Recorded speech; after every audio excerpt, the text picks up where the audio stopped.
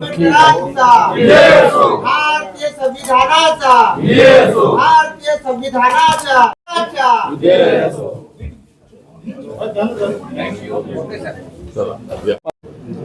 पवन राऊत हा बहुजन आघाडीचा उपाध्यक्ष होता. त्यांनी आरपीआय मध्ये प्रवेश करण्याचा निर्णय घेतलेला आहे. करांनी 14 तळ्याचा सत्याग्रह केला होता, त्याला 99 वर्षे पूर्ण झालेली आहे आणि शताब्दीच्या वर्षाला सुरुवात झालेली आहे. आणि 20 मार्च 2027 ला 100 वर्ष 100वा जो वर्धापन आहे तो साजरा होणार आहे. काल आपण मुख्यमंत्र्यांच्या सोबत महाडमध्ये होतो आणि त्या ठिकाणी 56 कोटीचं 14 तळ्याचा सत्याग्रह ज्या ठिकाणी झाला होता त्या ठिकाणी 14 तळ्याचं आणि त्या पाणी आहे ते स्वच्छ करण्यासाठी एवढे पैसे राज्य सरकारने मंजूर केलेले आहेत. मुख्यमंत्र्यांच्या हस्ते झालेला आहे आणि समाजामध्ये अजूनही दलितांवर अत्याचार होत आहे. बाबासाहेब आंबेडकरांनी ज्या उद्देशाने 14 तळ्याचा सत्याग्रह केलेला होता त्यांचा जो उद्देश आहे तो काही टक्के सफल झालेला असला तरी अजूनही खेड्यापाड्यातल्या दलितांवर अत्याचार होतात. ते थांबले पाहिजेत अशी भूमिका महाराष्ट्र सरकारची आहे, केंद्र सरकारची आहे. आणि त्यासाठी माझ्या मंत्रालयाचा अॅट्रॉसिटी ऍक्टचा जो विषय आहे, दलितांवर अन्याय होतो त्यावेळेस त्यांच्यावर अॅट्रॉसिटी ऍक्ट लावला जातो. त्या पद्धतीने आम्ही समाज जोडण्याचे काम आहे ते करणार आहोत. रिपब्लिकन पक्षाच्या वतीनं 4 एप्रिलला पुण्यामध्ये बैठक ठेवलेली आपल्या राज्य कमिटीची आणि त्यामध्ये या शताब्दीच्या संबंधामध्ये आरपीआय जो प्रोग्राम आहे हा प्रोग्राम त्यामध्ये आम्ही ठरवणार आहोत. आणि वर्षभरामध्ये ठिकठिकाणी काय संमेलन असतील, काय रॅलीज असतील, काय कल्चरल प्रोग्राम असतील किंवा अशा पद्धतीने अनेक कार्यक्रम आम्ही ठरवणार आहोत. त्यानंतर 17 मेला अंदमान निकोबार या ठिकाणी पोर्ट ब्लेअरला रिपब्लिकन पार्टी ऑफ इंडियाच्या राष्ट्रीय कमिटीची बैठक ठेवलेली आहे आणि देशातल्या 1,500 कार्यकर्त्यांचं संमेलन हे पोर्ट ब्लेअर अंदमान निकोबार या ठिकाणी होणार आहे. पोर्ट ब्लेअर मध्ये अंदमान मध्ये बाबासाहेब आंबेडकरांचा पुतळा आहे पण निकोबार मध्ये तो पुतळा नाही. त्यामुळं त्या ठिकाणी सुद्धा पुतळा पोहोचवला पाहिजे अशी आमच्या सगळ्यांची मागणी आहे. त्यासाठी आम्ही प्रयत्न करणार आहोत. आणि अंदमान निकोबारच्या त्या कार्यक्रमामध्ये रिपब्लिकन पक्षाला राष्ट्रीय मान्यता मिळवण्यासाठी काय करणं आवश्यक आहे याचा विचार त्यामध्ये करण्यात येणार आहे. सध्या जरी रिपब्लिकन पक्षामध्ये अनेक गट असले तरी आमचा जो ग्रुप आहे हा देशाच्या 2 राज्यामध्ये रिकग्नाइज आहे, नागालँडमध्ये आणि मणिपूरमध्ये. अजून 2 राज्यामध्ये जर आपला पक्ष रिकग्नाइज झाला तर राष्ट्रीय मान्यता आपल्या पक्षाला मिळेल. आणि देशामध्ये 4च पक्ष मान्यता प्राप्त आहे, त्यामध्ये बीजेपी, काँग्रेस, बहुजन समाज पार्टी आणि आम आदमी पार्टी. आणि जर आम्हाला 2 राज्यामध्ये 60% मतं मिळाली, कारण देशाच्या 28 राज्यामध्ये आपला पक्ष आहे, 8 केंद्रशासित प्रदेशामध्ये आपला पक्ष आहे, तर या छोट्या राज्यामध्ये किंवा केंद्रशासित प्रदेशामध्ये 60% मतं आम्हाला मिळाली तर आपला पक्ष पुढच्या 3-4 वर्षामध्ये राष्ट्रीय मान्यता मिळवण्यापर्यंत पोहोचण्याची शक्यता आहे. त्यासाठी माझा प्रयत्न सुरू आहे आणि त्या पद्धतीने आपण पुढे चाललेलो आहोत. सध्या 5 राज्यांच्या निवडणुका जाहीर झालेल्या आहेत आणि आरपीआयला गन्ना किसान हे सिम्बॉल इलेक्शन कमिशनने दिलेलं आहे तात्पुरतं जे आहे ते. या 5 राज्यामध्ये वेस्ट बेंगॉल आहे, त्यानंतर आसाम आहे, तामिळनाडू आहे, केरळ आहे आणि पांडिचेरी आहे. 5 राज्यामध्ये आपला पक्ष आहे. याप्रमाणे तामिळनाडूमध्ये 25 ते 30 उमेदवारांना उभे करणार आहोत.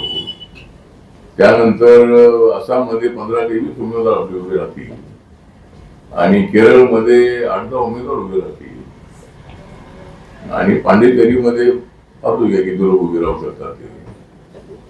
आणि वेस्ट बेंगॉलमध्ये काय करायचं त्याचा विचार आम्ही करतो. ते इलेक्शन 23 आणि 29 आहे. तर त्या ठिकाणी ममता दीदींचं सरकार उठून टाकायचं आहे आणि भारतीय जनता पार्टीचं एनडीएचं सरकार त्या ठिकाणी आणायचं आहे. त्यामुळे मताची विभागणी करून त्या ठिकाणी बीजेपीचं नुकसान होऊ नये म्हणून जागा लढायच्या की लढायच्या नाही याचा विचार आम्ही करतो आहोत. त्यामुळे कदाचित आम्ही सगळ्या जागांवरती बीजेपीला पाठिंबा देण्याची शक्यता आहे. तर त्याचा निर्णय तिथल्या प्रकारे बोलून ठरवणार आहोत.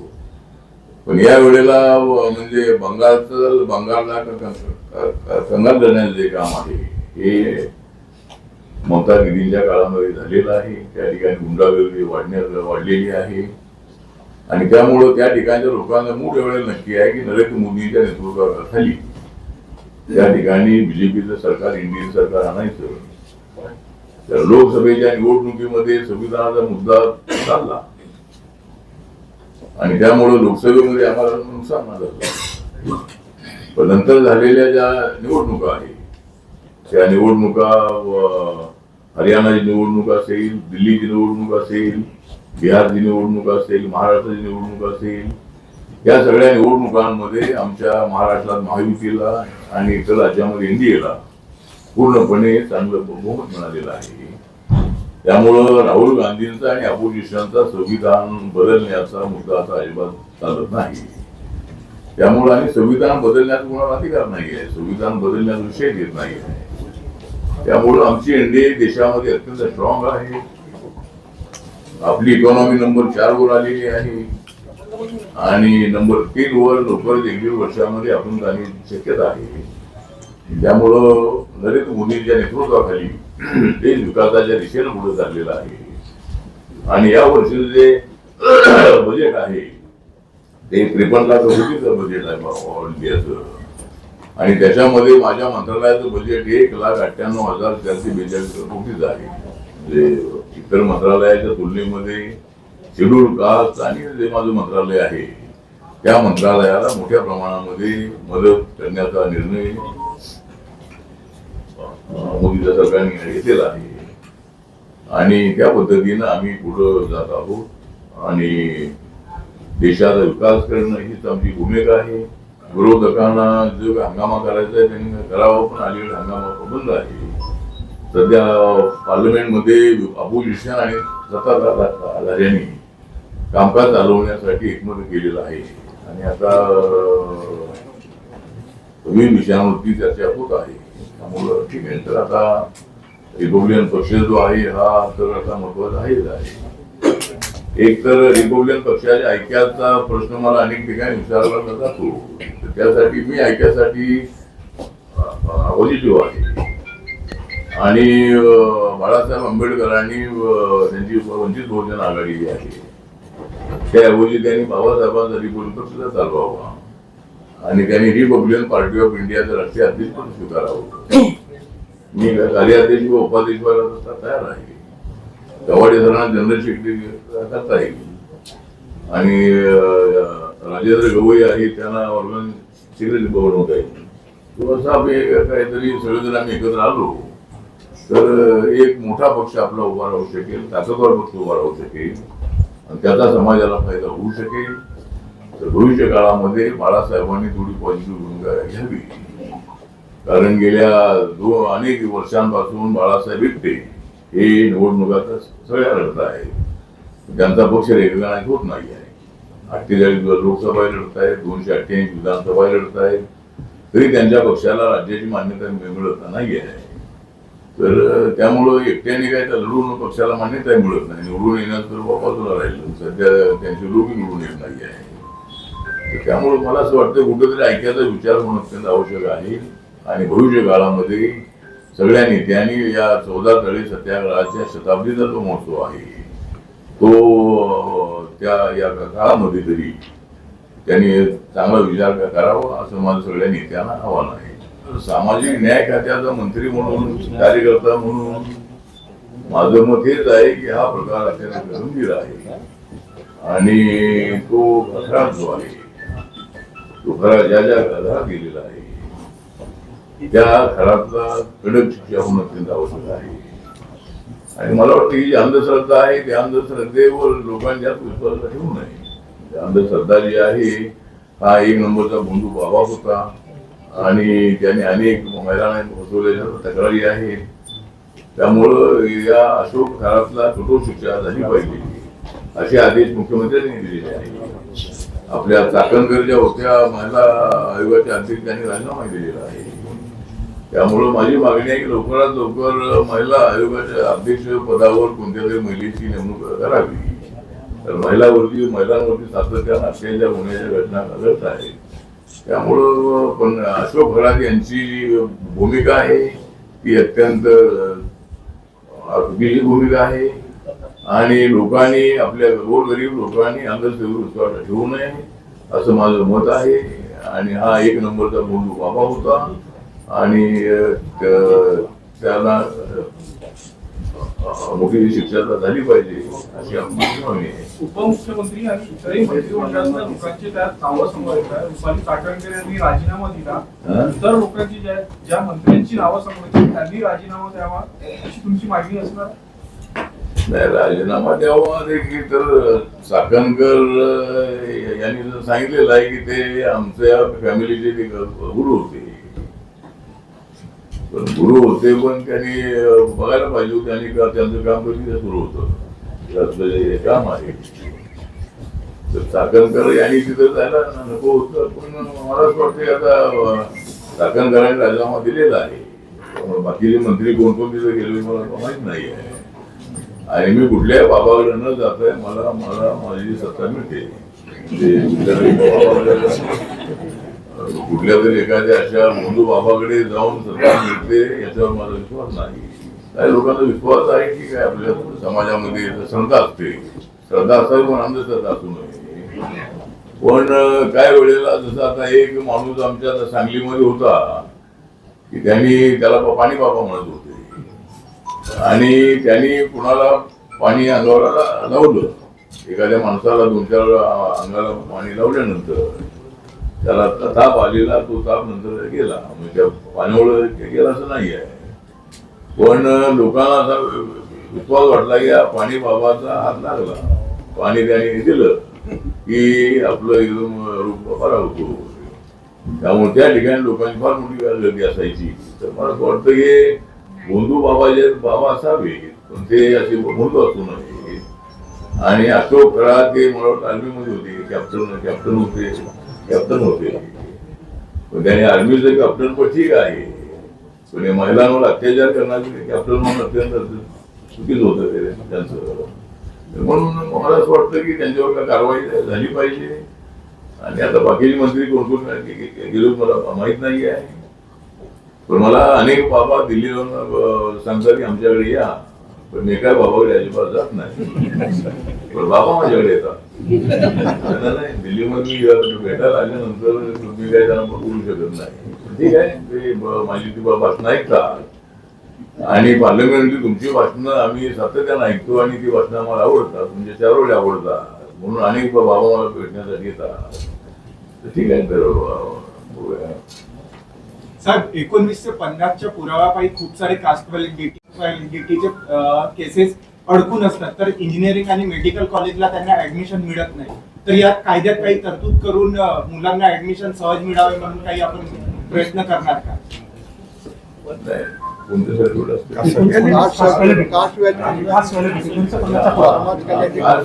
कास्ट व्हॅलिडिटीला तर तो गव्हर्नमेंट ऑफ इंडियाचा नियम आहे की 50ची जी अट आहे ती अट आहे ती शिथिल होऊ शकते का त्याचा विचार आम्ही पाहू. सध्या तरी 1950ची अट आहे आणि व्हॅलिडिटीसाठी त्यांनी अगोदरपासून विद्यार्थ्यांनी प्रयत्न करणं अत्यंत आवश्यक आहे. व्हॅलिडिटी असल्याशिवाय SC ST OBC आणि दिव्यांग कॅटेगरीमध्ये त्यांना ऍडमिशन मिळत नाही आहे. त्यासाठी त्यावेळेला ते कॉलेजवाले मागणीच करतात की आमच्याकडे व्हॅलिडिटी असणारच तुमचं हे हवं आहे.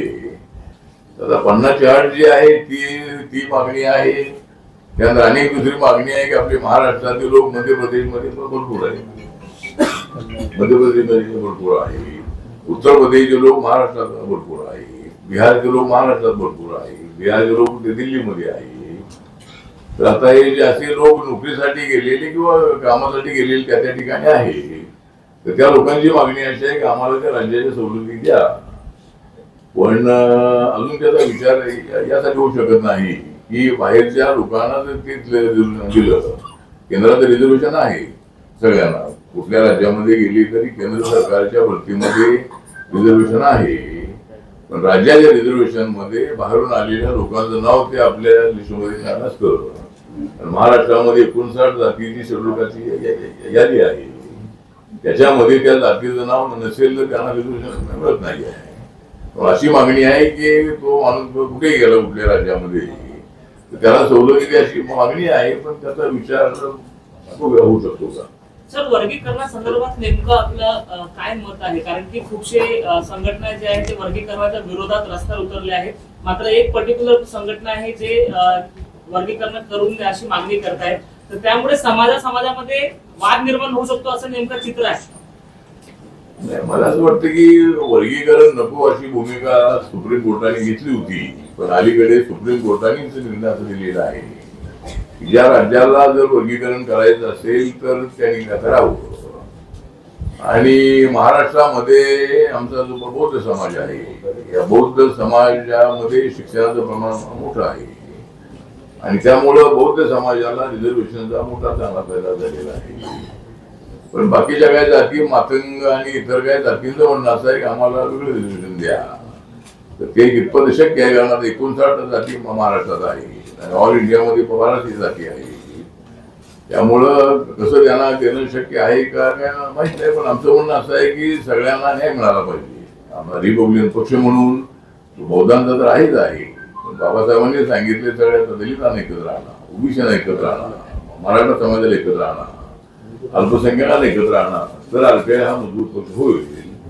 त्यामुळं ज्यांच्यावर अन्याय होतोय त्यांना न्याय देण्यासाठी जर काही अशी यंत्रणा उभी राहू शकत असेल आणि कॅटेगरायझेशन कुणावर अन्याय न होता जर कॅटेगरायझेशन होत असेल तर त्याचा अभ्यास करावाचं आपलं म्हणणं आहे. जसं ओबीसी मध्ये बालकृष्ण रेडके कमिशन होतं आणि त्यानंतर विधान एक कमिशन आलं आणि जी आपली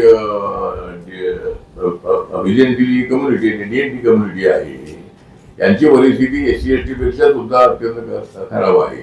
एका गावातून दुसऱ्या गावात फिरणारा समाज आहे. त्यामुळे मी पूर्वी मागणी केली होती आणि आता माझी सूचना आहे की व्हिजनटीला वेगळं रिझर्वेशन दिलं पाहिजे, मिळालं पाहिजे आणि व्हिजनटीला पॉलिटिकल रिझर्वेशन इथे द्यावं. कमिटीचा अहवाल रिपब्लिकन आणि आंबेडकरवादी संघटना या बदल कमिटीचा अहवाल सरकारला स्वीकारून उपवर्गीकरणासंदर्भात बदल कमिटीचा अहवाल मुख्यमंत्र्यांना सादर झाला आहे. रिपब्लिकन संघटना आणि आंबेडकर संघटनाने तो अहवाल स्वीकारू नये या संदर्भात अनेक संघटनांनी निवेदन जिल्हाधिकाऱ्यांना दिले. तुमचा पक्ष म्हणून आणि आंबेडकरवादी म्हणून तुमची काय भूमिका आहे? पक्ष म्हणून आता आमची भूमिका अशी आहे की सर्व जातींना न्याय मिळाला पाहिजे. काय जातीला वाटत असेल आपल्यावर अन्याय होतो आहे तर आता मुख्यमंत्र्यांकडे जी काही त्यांची अभ्यास कमिटी होती त्यांनी जो रिपोर्ट सादर केलेला आहे त्याच्यावर कसं ते देऊ शकतात त्याचा विचार करावा. पण त्याच्यावर कुणावर अन्याय होऊ नये अशी भूमिका नक्कीच आमच्या पक्षाची आहे.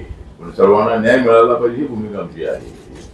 त्यामुळे मुख्यमंत्र्यांनी किंवा राज्य सरकारने काय निर्णय घ्यायचा तो निर्णय घ्यावा. त्याच्यामध्ये काय ग्रुप वाईज अशा पद्धतीने काय करावं लागेल. म्हणजे आता बौद्ध समाजातल्या लोकांचं म्हणणं असं आहे की समाजामध्ये फूट यामुळं होईल असं अनेक लोकांचं म्हणणं आहे. त्याचा विचार होणं अत्यंत आवश्यक आहे. पण जर इतर लोकांचं म्हणणं असेल की आम्हाला न्याय द्या, न्याय द्या, तर आता तो न्याय त्याला द्यायचा असेल तर त्यामध्ये हेच करावं लागेल की त्या कॅटेगरी मधला शेड्यूल कास्टची जागा जर असेल तर शेड्यूल कास्ट मधल्याच व्यक्तीला ती जागा भरली पाहिजे. तर मातंग समाजाला जर समजा वेगळं दिलं आणि जागा भरत असताना मातंग समाजाचा चर्मकार समाजाचा जर व्यक्ती म्हणजे जो कॅन्डिडेट मिळाला नाही तर बौद्ध समाज आहे त्या बौद्ध समाजाला त्याची संधी दिली पाहिजे. तर अशा पद्धतीने केलं तर मला वाटतं तशी अडचण येणार नाही. एसटी जागा आहे एसटीला ती मिळाली पाहिजे, ती जनरलला जाऊ नये असा प्रयत्न होणं आवश्यक आहे. वर्गीकरणाला समर्थन समर्थन आहे की विरोध आहे? नाही, वर्गीकरणाला माझं रिपोर्टिंग पक्षाचं यासाठी समर्थन आहे की पक्ष सगळ्या जातींचा आहे. काही लोकांचं म्हणणं असेल पण आता वर्गीकरणाला विरोध केला तर बाकीच्या जाती म्हणतील की रिपब्लिकन पक्ष फक्त महार समाजाचा बापूजांचाच आहे. ज्यावेळेला आमचे आरपीआयचे 4 खासदार होते त्यावेळेलाही मातंग कर्मकार समाजातून ही सूचना होती बाबा आम्ही तुमच्यासोबत आहोत, पण आमचाही सुद्धा काय खासदार नाही. तुमचे 4ही खासदार बौद्ध समाजाचे आले. तर याचा थोडा एकतर बाबासाहेबांचा पक्ष चालवायचा असेल तर बाबासाहेबांची भूमिका ही व्यापक होती. त्यामुळं जो निर्णय घ्यायचा आहे तो कोणी विरोधी केला तरी निर्णय सरकारला जो योग्य वाटेल तो निर्णय सरकार घेणारच आहे. पण पाहूया काय निर्णय होतो. तर तुम्ही अॅट्रॉसिटी बद्दल बोलले सर. राज्याचे समाज कल्याण मंत्री यांनी सभागृहात अॅट्रॉसिटी कायद्यात बदल करण्यात येत आहे असं वक्तव्य. याबद्दल आपल्याला काही माहिती आहे का? काय मत आहे? संजय शिरसाट मला वाटतं काय म्हणाले मला माहित नाही आहे, पण जो अॅट्रॉसिटी ऍक्ट आहे हा पार्लमेंटने पास केलेला तो कायदा आहे. त्यामुळे राज्याला त्याच्यामध्ये कसला बदल करण्याचा अधिकार नाही. हा कायदा 1989 मध्ये हा पार्लमेंटमध्ये पास झालेला कायदा एकमताने पास झालेला आहे. आणि दलितांवरती अत्याचार वाढलेले आहेत अशा पद्धतीची आकडेवारी सगळी समोर आल्यानंतर त्यामध्ये सर्व पक्षाच्या खासदारांनी असा ऍक्ट होणं आवश्यक आहे. पूर्वी पीसीआर ऍक्ट होता तो आणि तो काही तेवढा इफेक्टिव्ह नव्हता. त्यामुळं अॅट्रॉसिटी ऍक्ट जो आहे हा कुणावर अन्याय करण्यासाठी नाही, ज्यांनी अत्याचार केलेला आहे त्याला सबक शिकवण्यासाठी हा कायदा आहे. आणि माझ्या पक्षाची भूमिका ही आहे की ज्यांनी अत्याचार केलाय त्याच्यावरती तो लावला पाहिजे. जो त्यामध्ये नाही त्याची नावं घेता का कामा नये. पण गावामध्ये झगडा झाला तर तो मराठा समाजामध्ये 2 ग्रुप असतात आणि मग त्या एक ग्रुप त्यांना सांगतो की याचं नाव टाका त्याचं नाव टाका अशी परिस्थिती आहे.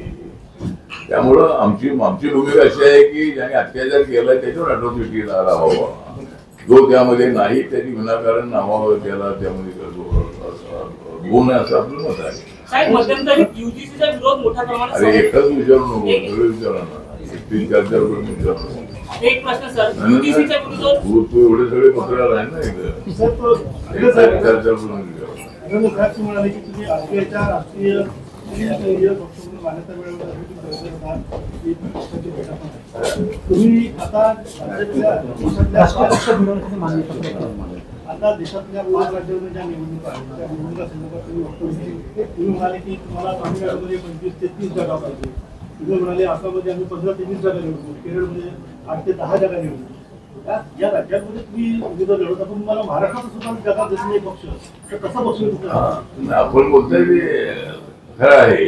आता आरपीआयला जागा मिळत नाही त्यासाठी पत्रकारांना थोडा प्रयत्न करणं अत्यंत आवश्यक आहे. जागा मिळत नाही कारण एक तर बीजेपीकडे एवढी मोठी गर्दी झालेली आहे आणि एक तर आपल्याला मी पूर्वी बोललो असेल की भाजप शिवसेना एकत्र असताना युती म्हणत होते. 2012च्या बीएमसी निवडणुकीमध्ये बाळासाहेबांच्या भीमशक्ती शिवशक्ती आव्हानानंतर मी त्यांच्यासोबत आलो. मी म्हणजे माझा पक्ष आला त्यावेळेला आपणच त्याला नाव दिलेलं आहे महायुती. त्यामुळे एकनाथ शिंदे आणि अजितदादा पवारांचा पक्ष आल्यामुळे ती महायुती झालेली असं नाही. तर महायुती अगोदरच होती. भाजप शिवसेना आणि आरपीआयची महायुती अगोदरच होती. आता मोठे पक्ष ते आल्यामुळं त्यामध्ये आमची अडचण झालेली आहे की आरपीआयचा या संबंधामध्ये एवढा विचार होत नाही आहे. माझा विचार होतोय पण माझ्या कार्यकर्त्यांचा विचार होत नाही याची खंत माझ्या मनामध्ये आहे. पण देवेंद्र फडणवीस यांनी एवढ्याला मान्य केलेलं आहे की रिपब्लिकन पक्षाला 1 MLC देण्याचं मान्य केलेलं आहे. त्यानंतर 1 किंवा 2 महामंडळाचे अध्यक्षपद देण्याचं मान्य केलेलं आहे. 40-50 तरी महामंडळाचे मेंबर जे आहेत ते देण्याचं मान्य केलेलं आहे. आणि जिल्हा तालुक्याच्या ज्या कमिटी आहेत, DPDC आहे, बाकीच्या कमिटी आहे, त्यामध्ये सुद्धा संधी देऊ असे ते म्हणालेले आहे.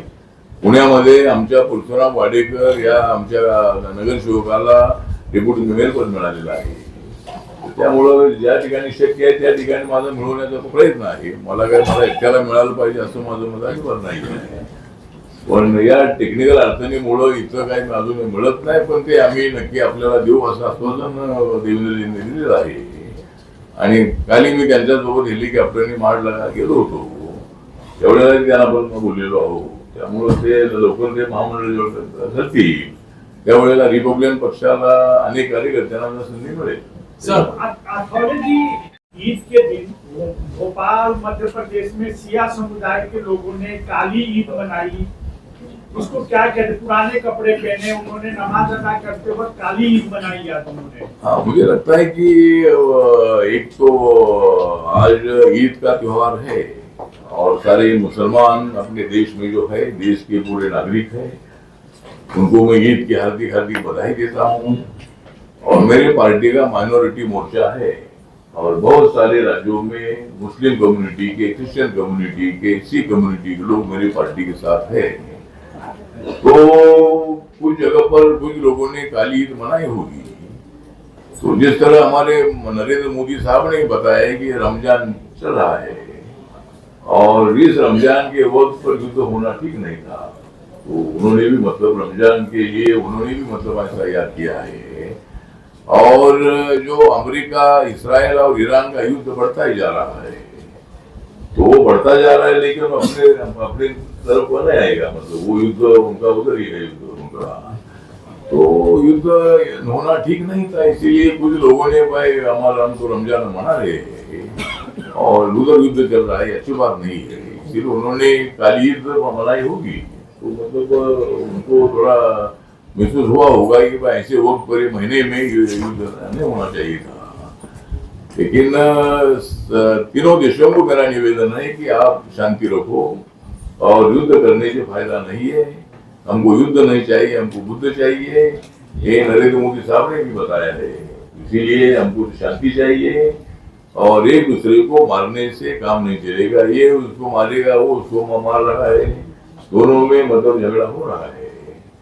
तो ये झगड़ा जल्दी खत्म होना चाहिए. और मुझे लगता है कि हमारा भारत देश जो है शांति वार्ता करने की भूमिका का है और युद्ध जल्दी बंद होना चाहिए. और पेट्रोल, डीजल और गैस का जो प्रॉब्लम होने जा रहा है, ईरान में सबसे ज्यादा प्रोडक्शन उसका होता है और इस विषय पर विरोधी दलों ने राजनीति नहीं करनी चाहिए, क्योंकि वहां से जितना सामान आना है उतना नहीं आ पा रहा है. वहाँ उतने जहाज नहीं जा रहे, नहीं आ रहे हैं. लेकिन अभी 2-3 जहाज इधर आए हैं, तो ज्यादा कोई तकलीफ होगी नहीं. लेकिन जो मतलब काली जो ईद मनाई है, उन्होंने अपनी भावना व्यक्त की है कि वह युद्ध बंद होना चाहिए. प्रवीण जी एक प्रश्न असा, प्रवीण जी बोला. राज्यसभेवर तिसऱ्यांदा तुमची नियुक्ती झाली, अभिनंदन तुमचं. पृथ्वीराज चव्हाण काही दिवसापूर्वी म्हणाले होते की मराठी पंतप्रधान लवकरच देशाला मिळणार आहे, असं पृथ्वीराज चव्हाण म्हणाले होते. मराठी पंतप्रधान देशाला मिळणार आहे. मराठी खासदार सगळ्यात प्रसिद्ध तुम्हीच आहात, त्यामुळे तुम्हाला पण काय अशी या चर्चेत काही तथ्य वाटतं काढण्याची तयारी आहे का? नाही, पृथ्वीराज चव्हाण जे बोललेले आहे ते अजिबात खरं नाही, ते पूर्ण खोटं आहे. कारण या देशाला एवढ्या लवकर मराठी पंतप्रधान मिळणार नाही. जोपर्यंत नरेंद्र मोदी जे आहे तोपर्यंत मिळालंच नाही आहे. आणि कधी भविष्यामध्ये जर अशी वेळ आली तर आम्हाला आनंदच आहे. जर पृथ्वीराज चव्हाण म्हणत आहे, त्यासाठी पृथ्वीराज चव्हाण यांनी बीजेपी मध्ये आलं पाहिजे, कारण काँग्रेसमध्ये राहून उपयोग नाही आहे. आणि अनेक काँग्रेसचे नेते बीजेपी मध्ये आलेले आहेत. आता RPI मध्ये अनेक लोक आमचे येत आहेत, त्यामुळं त्यांचं जे म्हणणं आहे त्यांची भावना आम्ही तर समजू शकतो. पण ते काहीतरी कुरापत काढण्याच्या संबंधामध्ये काहीतरी ते बोलले की हे महाराष्ट्राचा मराठी होणार म्हणून. तर मराठी होण्याचा विषय सध्या तरी नाही. सर, एक प्रश्न अजून आहे. डोनाल्ड ट्रम्प यांच्या पक्षाचं नाव तुमच्या पक्षाचं नाव एकच आहे, त्यामुळे डोनाल्ड ट्रम्प याच्याबद्दल तुमचं म्हणजे बंधुभाव आहे तुमचं, पक्षाचं नाव एकच असल्यामुळे त्यांच्या एकंदरीत कृतीबद्दल आणि आपल्या पक्षाबद्दल काय मत आहे?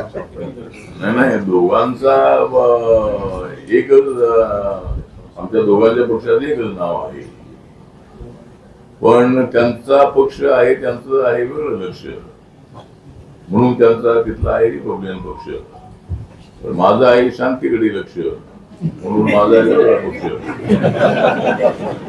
त्यामुळं रिपब्लिकन पक्ष आमचा दोघांचा आहे. पण मला वाटतं की युद्ध थांबलं पाहिजे अशी आपली भूमिका आहे. 22-23 तीन दिवसांचं 22-23 दिवसांनी कुठलाही देश मध्यस्थी करायला तयार नाही. तुम्हाला वाटतं का मोदींनी किंवा तुम्ही कुठे मध्यस्थी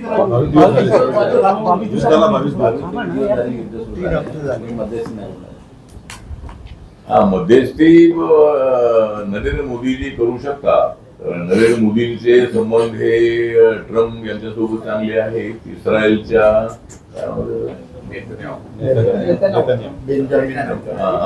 तर इस्रायलचे संबंध चांगले आहेत आणि इराण बरोबर सुद्धा आपले संबंध अत्यंत चांगले आहेत. मनमोहन सिंग साहेब असताना ते इराणला जाऊन आले होते, इराणचे अध्यक्ष आपल्या देशामध्ये आले होते आणि व्यापारामध्ये या डिझेल पेट्रोल आणि गॅसच्या व्यापारामध्ये दोघांचे संबंध पूर्वीपासून आपले चांगले आहे. त्यामुळं याच्यावर मार्ग निघाला पाहिजे अशी आमची भूमिका आहे आणि नरेंद्र मोदीजी काहीतरी मार्ग काढतील अशी अपेक्षा आहे. कि जो युद्ध चल रहा है उसको भारत ही बंद करा सकता है, पूरे देश की नजर है, तो क्या आपको लग रहा है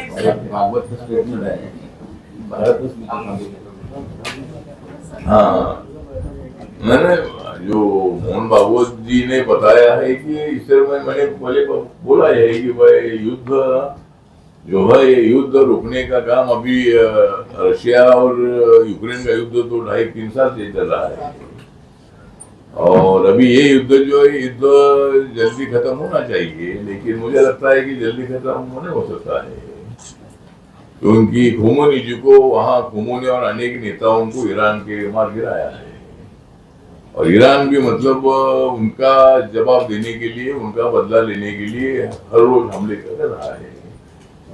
लेकिन मुझे लगता है कि भाई ये हिंसा करना ठीक नहीं है.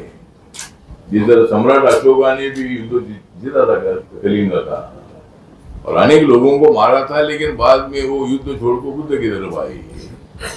तो मैं सभी लोगों को निवेदन करना चाहता हूँ कि युद्ध छोड़ दो युद्ध और स्वीकार बुद्ध. तो मतलब उन्होंने बुद्ध मतलब शांति स्वीकारनी चाहिए, बुद्धिज्म होने का विषय नहीं है और नरेंद्र मोदी जी इसमें से मार्ग निकाल सकते हैं. जिस तरह मोहन भागवत जी ने बताया है कि भाई वो कुछ मार्ग निकल सकता है.